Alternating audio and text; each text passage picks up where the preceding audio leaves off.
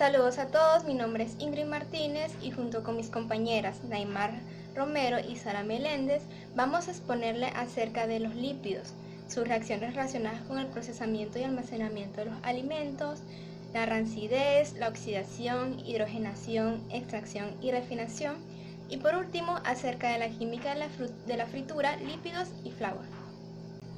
Primero hablaremos de qué son los lípidos. Bueno, como ya se mencionó anteriormente, estas son grasas que se absorben de los alimentos o se sintetizan en el hígado. También se pueden definir como un grupo muy heterogéneo de compuestos orgánicos formados principalmente por carbono, hidrógeno y oxígeno, y en algunas ocasiones también pueden contener azufre, nitrógeno o fósforo. En los alimentos existen fundamentalmente tres tipos de lípidos. En primer lugar tenemos las grasas o aceites, también llamados triglicéridos o triglicéridos. En segundo lugar tenemos los fosfolípidos y en tercer lugar tenemos los ésteres de colesterol, que muestran un componente común que son los ácidos grasos. Los ácidos grasos se dividen en tres tipos, que son los ácidos grasos saturados, los ácidos grasos monoinsaturados y los ácidos grasos poliinsaturados. Ahora veamos las funciones de los lípidos, y estas son muy variadas, entre las que podemos distinguir las siguientes.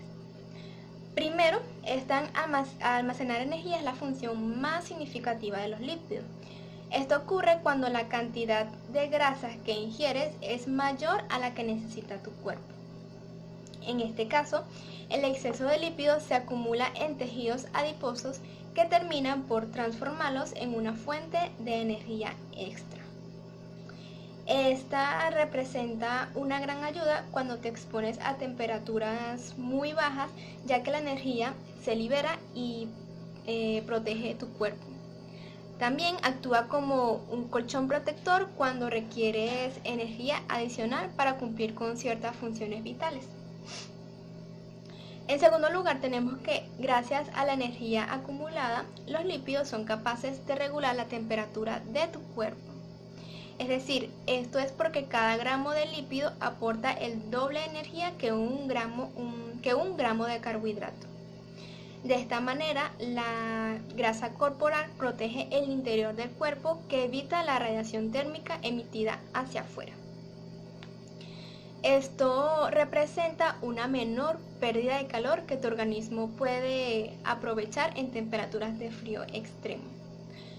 En tercer lugar, tenemos que los lípidos, como las hormonas esteroides, en las que podemos encontrar la testosterona y el estrógeno, pueden emitir señales a través de tu organismo. Es decir, son capaces de comunicarse con las membranas celulares al entrar en contacto con la sangre. Es por ello que actúan en este caso en la regulación de los procesos de tu organismo y en la forma de comunicar sus respuestas. Entre sus ventajas más significativas o más valiosas es que a través de esta función pueden facilitar la modificación genética del cuerpo. Gracias a que contribuye a la comunicación entre células, un lípido como los ácidos grasos pueden ayudar en el desarrollo de embriones o en el estudio de enfermedades como el cáncer. Por último, tenemos que la propiedad estructural que tienen los lípidos contribuyen a la formación de una membrana lipídica con altos niveles de mielina. Esta es una sustancia que ayuda a transmitir impulsos nerviosos desde varios puntos del cuerpo hacia el cerebro. Incluso facilita en gran medida que las señales viajen más rápido a lo largo de la circular nerviosa, por lo que en este caso desempeñan una importante labor en el sistema nervioso y en la transmisión de señales eléctricas entre neuronas. Ahora bien, el intestino absorbe los lípidos y son digeridos y metabolizados antes de ser utilizados por el cuerpo. La mayor parte de los lípidos son grasas, como ya mencionamos anteriormente, y moléculas complejas que el cuerpo tiene que descomponer antes de que se les pueda utilizar y se pueda obtener energía de ellas. Más del 95% de los lípidos en una dieta normal son triglicéridos y el 5% restante son fosfolípidos, ácidos grasos libres, colesterol y vitaminas liposolubles. En base a esto, el procesamiento y almacenamiento de los alimentos ricos en lípidos en el cuerpo se compone de una serie de etapas, entre las cuales podemos mencionar 1. La absorción de los lípidos. Aquí los ácidos grasos de cadena corta, es decir, de hasta 12 átomos de carbono, son absorbidos directamente, pero los triglicéridos y otras grasas de la dieta son insolubles en el agua, lo que hace difícil su absorción. Para lograrlo, las grasas son descompuestas en pequeñas acciones que hicieron el área de la superficie expuesta a las enzimas digestivas. Ok, en el segundo proceso tenemos la emulsión de las grasas. Aquí las grasas de la dieta pasan a ser una emulsión en la cual se descomponen en ácidos grasos. Esto tiene lugar mediante una simple hidrólisis en los enlaces éster en los triglicéridos. Luego, las grasas se descomponen en pequeñas partículas por la acción detergente y la agitación mecánica dentro del estómago. Esta acción detergente es producida por los jugos digestivos, en especial por aquellas grasas parcialmente digeridas, como lo son los ácidos grasos saponificables y los monoglicéridos, y también las sales biliares. Las sales biliares, tales como el ácido cólico, tienen una parte hidrofóbica, es decir, que son insolubles en agua, y otra hidrofílica, es decir, que es soluble en agua. Esto permite que se disuelva en una interfaz o el óleo acuosa, en donde la superficie hidrofóbica se encuentra en contacto con el lípido y la superficie hidrofílica se encuentra en contacto con el medio acuoso. Esto es lo que se llama la acción detergente. Todo este proceso, de todas formas, en la lámina podrán observar gráficamente cómo se produce esta acción detergente, lo que da como resultado la emulsificación de las grasas, dando como fin las micelas mixtas. ¿Para qué sirven estas micelas? Bueno, sirven de vehículo de transporte a las grasas menos hidrofílicas provenientes de la dieta, así como para el colesterol y las vitaminas liposolubles como la A, la D, la E y la K. En el tercer paso tenemos la digestión de las grasas, que tras la emulsión, aquí las grasas serían hidrolizadas o descompuestas por enzimas secretadas por el páncreas. La enzima más importante es conocida como la lipasa pancreática. Esta descompone enlaces de tipo éster, del primer o tercer enlace éster. Esto convierte los triglicéridos en 2 monoglicéridos o 2 monoacigliceroles. Aquí menos del 10% de los triglicéridos quedan sin hidrolizar en el intestino. En el cuarto proceso tenemos el metabolismo de las grasas. Aquí los ácidos grasos de cadena corta penetran la sangre de forma directa, pero la mayoría de los ácidos grasos son sintetizados con glicerol en el intestino para formar triglicéridos que se incorporan en la sangre como lipoproteínas, conocidas como kilomicrones. Luego la lipasa lipoproteica actúa sobre estos kilomicrones para sintetizar ácidos grasos. Estos pueden almacenarse como grasa en el tejido adiposo, utilizándolos como energía en cualquier tejido con mitocondrios, usando oxígeno, y convertidos en triglicéridos en el hígado para ser exportados como lipoproteínas llamadas VLDL, que son lipoproteínas de muy baja densidad. Luego estas VLDL obtienen resultados similares a los kilomicrones y acaban por convertirse en LDL, que son proteínas de baja densidad o lipoproteínas de baja densidad. Luego la insulina estimula los efectos de la lipasa lipoproteica. Bajo circunstancias de ayuno prolongado, las lipoproteínas pueden convertirse también en cuerpos cetónicos en el hígado. Estos cuerpos cetónicos pueden funcionar como fuente de energía en la mayoría de células con mitocondrios. Ok, bueno, en el último paso tenemos la degradación. Aquí los ácidos grasos se descomponen por oxidación. A este proceso se le llama oxidación beta. Esto tiene lugar en los mitocondrios y en los peroxisomas para generar una molécula clave en la degradación llamada acetil-CoA. Por último, el acetil-CoA, por medio del ciclo de ácido cítrico, se convierte o se forma en ATP, CO2 y H2O para finalmente producir 106 ATP de energía. Los ácidos grasos insaturados ya requerirían de pasos y enzimas adicionales para proceder a su degradación.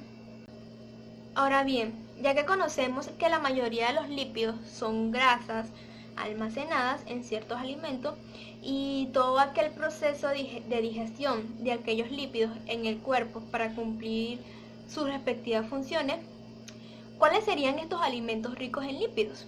Bueno, teniendo en cuenta los tipos de lípidos que mencionamos al principio, son las grasas o aceite, los fosfolípidos y los ésteres de colesterol. Podemos clasificar los alimentos según la abundancia relativa en cada uno de los tipos de grasas. En primer lugar tendríamos los ácidos grasos saturados.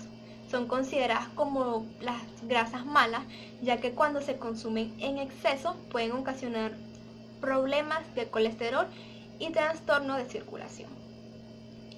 Hay que tener en cuenta que el consumo elevado de este tipo de grasas, junto con el colesterol procedente de la comida, puede ocasionar serios problemas cardíacos debido al endurecimiento de las arterias. Estos alimentos ricos en ácidos grasos saturados son la manteca, el tocino, la mantequilla, la yema de huevo, la carne magra, la leche y el aceite de coco. Luego tenemos los ácidos grasos insaturados. Aquí la mayoría de las grasas insaturadas son aceites, ya que a temperatura ambiente se encuentran en estado líquido. Estas son grasas beneficiosas para la salud porque regulan el nivel de colesterol y previenen las enfermedades cardiovasculares. Estas se dividen en ácidos grasos monoinsaturados y ácidos grasos poliinsaturados. ¿Cuáles serían estos alimentos ricos en ácidos grasos monoinsaturados? Bueno, que contengan oleico, proveniente del omega 9, como aceites de oliva y de semillas, frutos secos como los cacahuates y las almendras, y el aguacate. Ahora, los alimentos ricos en ácidos grasos poliinsaturados los podemos encontrar en dos tipos: los condicionalmente esenciales, que contengan EPA y DHA provenientes del omega 3, como el pescado y aceite de pescado, las algas y estos alimentos como lácteos enriquecidos en omega 3, y que también contengan ácido araquidónico proveniente del omega 6 como la grasa animal.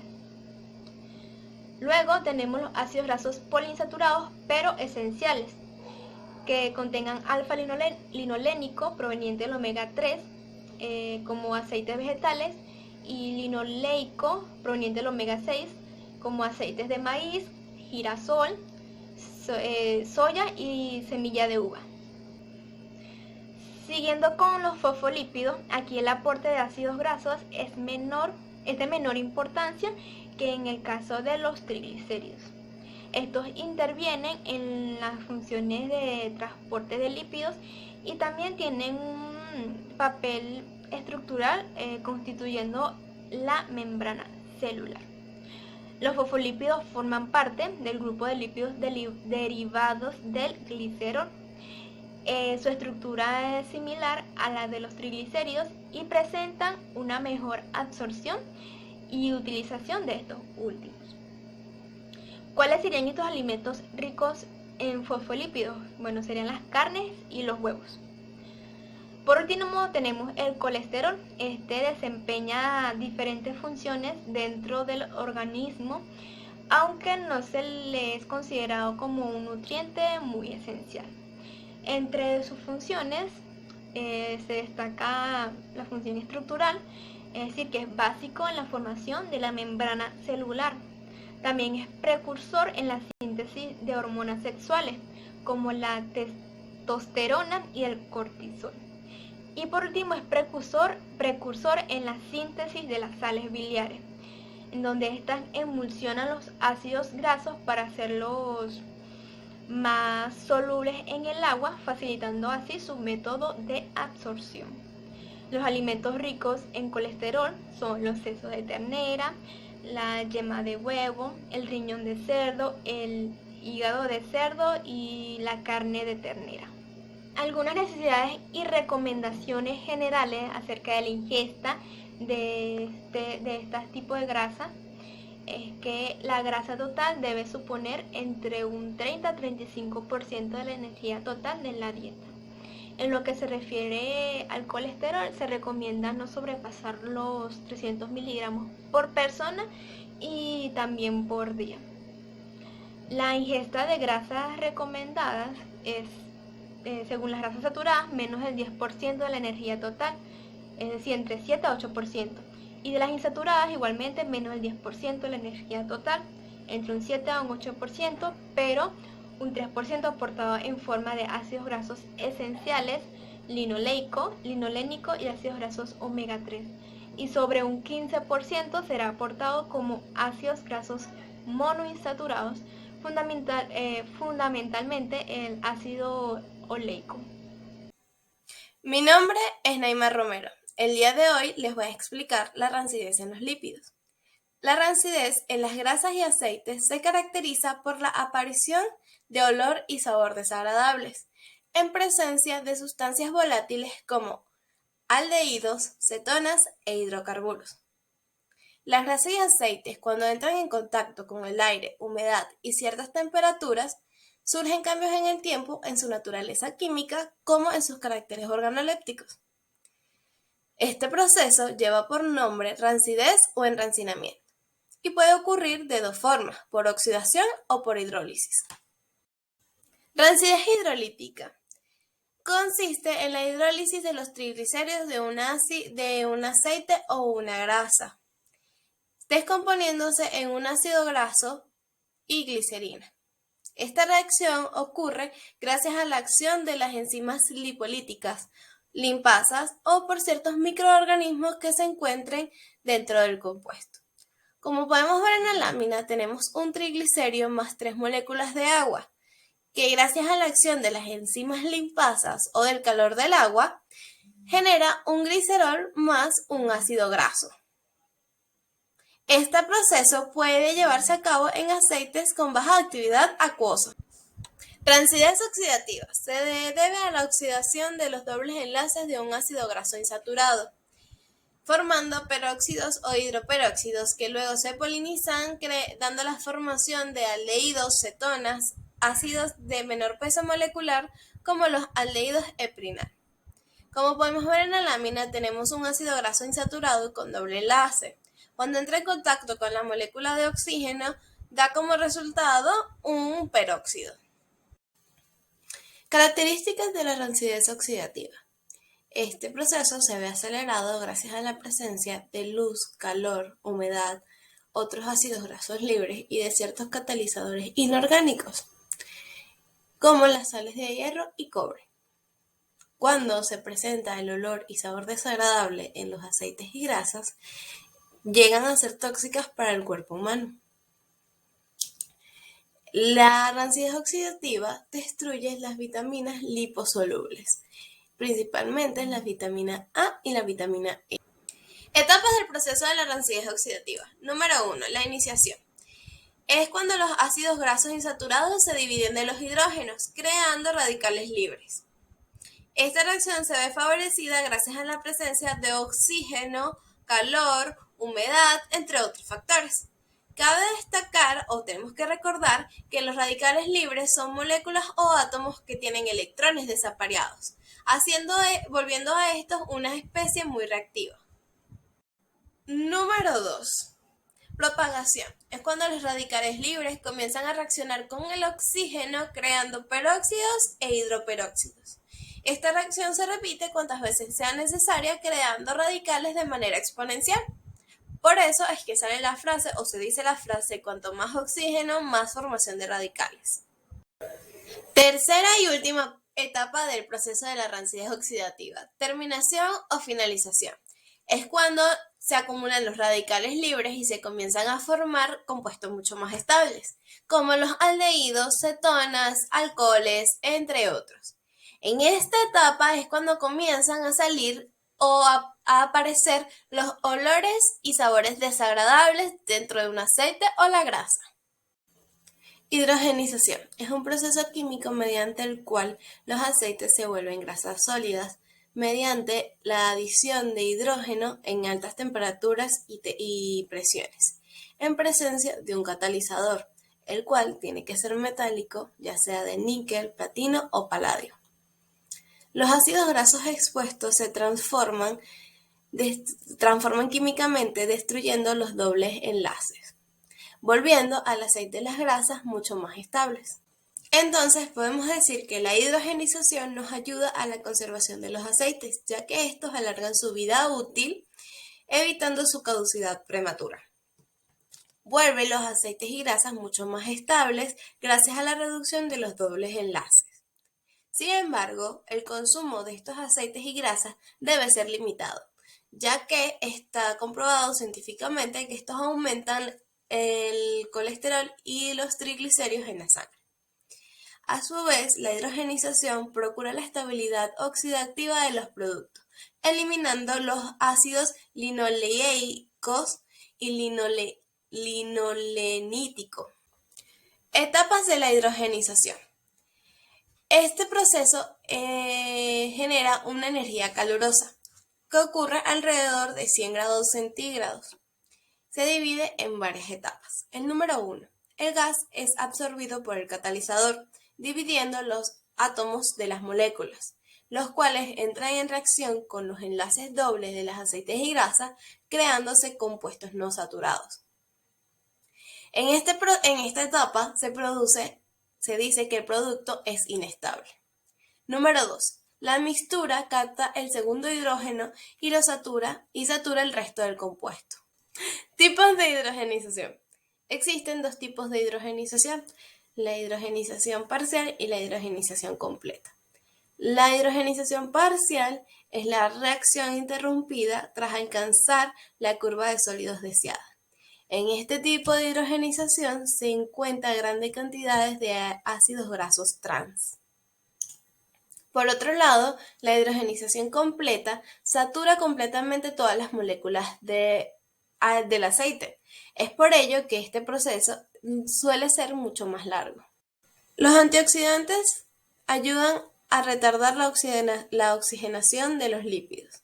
Estos captan los radicales libres otorgándoles un hidrógeno para neutralizarlos. Sin embargo, los antioxidantes se vuelven radicales. A diferencia de los radicales libres, estos son compuestos más estables. Los alimentos, además de sus funciones de dar energía y plásticas al cuerpo, tienen una función de proteger las estructuras de los radicales libres. Los antioxidantes ayudan a prevenir algunas enfermedades como Alzheimer, algunos tipos de cáncer, Parkinson.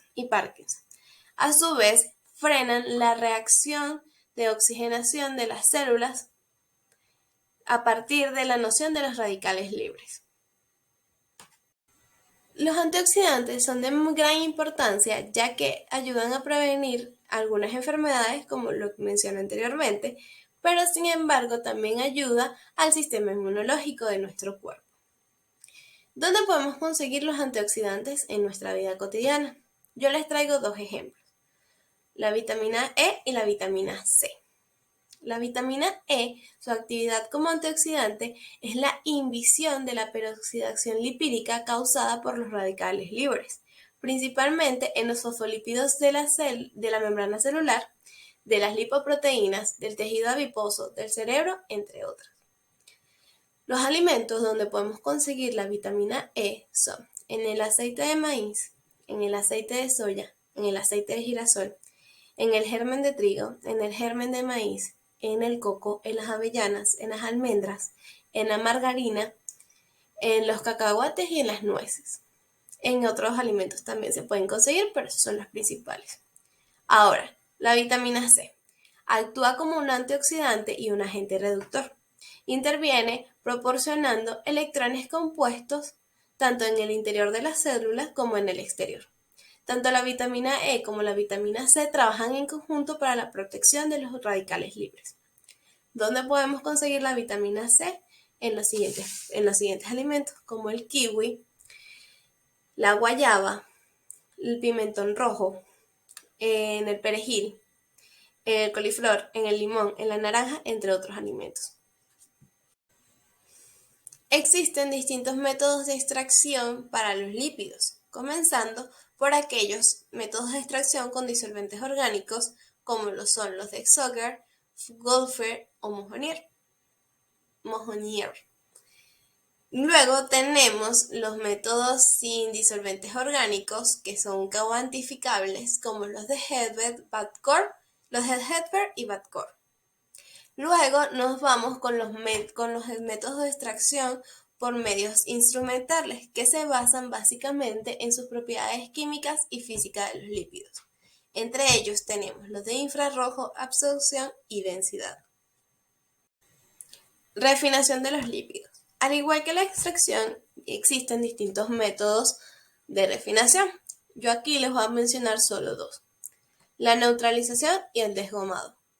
Neutralización. Se eliminan los ácidos grasos libres, pero también se reducen los monoacilglicéridos y los fosfátidos. Este método de refinación se puede hacer por calderas por cargas o de forma continua. Desgomado. El objetivo de este proceso de refinación es eliminar los fosfátidos y los glicolípidos extraídos de las semillas disueltas con el aceite. Este proceso es importante, ya que sin él los triglicéridos se alterarían con mayor facilidad, trayendo como consecuencia olores y sabores desagradables. Es decir, se tendría una rancidez oxidativa si este proceso de refinación no se lleva a cabo. Hola a todos, mi nombre es Sara Meléndez. Hoy les voy a explicar un poco sobre las frituras, el sabor y los alimentos en las frituras. Vamos a empezar explicándoles un poco sobre la fritura. La fritura es el procedimiento de cocción al cual se somete un alimento. La comida se sumerge en un baño de grasa a temperaturas altas de 160 a 200 grados centígrados. Este método agrega sabor y crea distintos cambios en los alimentos. El aceite, vamos a hablar un poco sobre él, es un lípido que está compuesto por 3 grupos alcohólicos de glicerol con 3 ácidos grasos iguales o distintos. Si bien los fritos constituyen una forma muy común y rápida de comer, tampoco es la más sana que tenemos. Durante la cocción se producirán ciertos cambios en el aceite, tanto químicos como físicos. Ya les vamos a explicar un poco más sobre estos. Cambios que se producen al freír un alimento. Empieza por la deshidratación, que es la evaporación del agua que contiene el alimento. Luego es seguido por la pérdida de nutrientes. Aquí se pierden especialmente las vitaminas por las altas temperaturas a las que es sometido el alimento. Le sigue la impregnación de aceite, es la absorción de grasa que tiene el alimento. Para que el alimento absorba menos grasa, es necesario que el aceite esté a una temperatura entre 170 y 180 grados centígrados para que al momento de colocar el alimento solo se forme la costra y no haya tanta absorción. Corteza crujiente. Se forma al caramelizarse los carbohidratos y las proteínas coaguladas. Luego le sigue por el cambio del sabor. El sabor cambia por todo lo que le cambia el sabor al alimento y todos los procesos químicos que se formaron durante el procedimiento, y esto ayuda a un sabor nuevo, algo distinto. Por eso es tan atractivo la fritura. Aceites de cocina. Como anteriormente ya les había comentado, el aceite es un lípido, pero también es un transmisor de calor. Para ser utilizado en la cocina es necesario que sea altamente estable, ya que será expuesto a grandes temperaturas y a la humedad. Entre los aceites usados en la fritura más comunes tenemos el aceite de oliva. Su temperatura óptima para freír los alimentos es de 210 grados centígrados. El aceite de girasol, que la temperatura donde su cocción es mayor es de 170 grados centígrados. El aceite de maíz, donde su mayor aprovechamiento ocurre cuando su temperatura llega a los 160 grados centígrados. Ahora, un pequeño tip o dato curioso: el aceite de oliva es más sano que el aceite de girasol, porque el aceite de oliva tiene los antioxidantes. Sin embargo, el aceite de girasol resulta ser más económico. Tipos de fritura. Superficial. El alimento no se sumerge por completo en el aceite, lo cual es más sano porque no hay una gran absorción de aceite.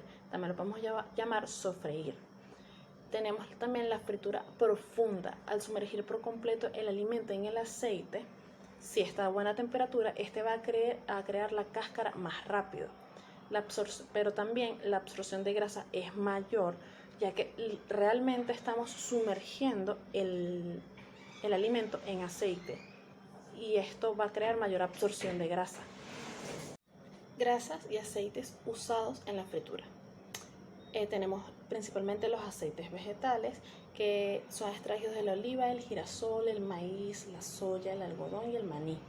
También tenemos las grasas animales, que son la manteca de cerdo y el cebo. Tenemos las grasas vegetales, que son extraídos de la palma, el palmiste y el coco. También están las fracciones de grasa, que son la esterina de algodón, la oleína de palma y la esterina de palma. Están las grasas hidrogenadas, que son aceite de pescado, oleína de palma hidrogenada.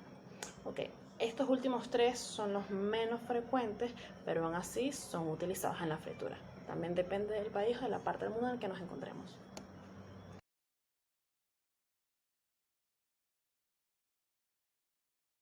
Efectos de la fritura en el cuerpo humano. El consumo de exceso o recurrente de alimentos fritos tiene consecuencias en el cuerpo humano como colesterol en sangre elevado, aumento del hígado, o sea, este se hace más grande, inhiben la conversión metabólica de los ácidos linoleicos, que es el que produce riesgo cardíaco, aumenta la mortalidad y causa obesidad.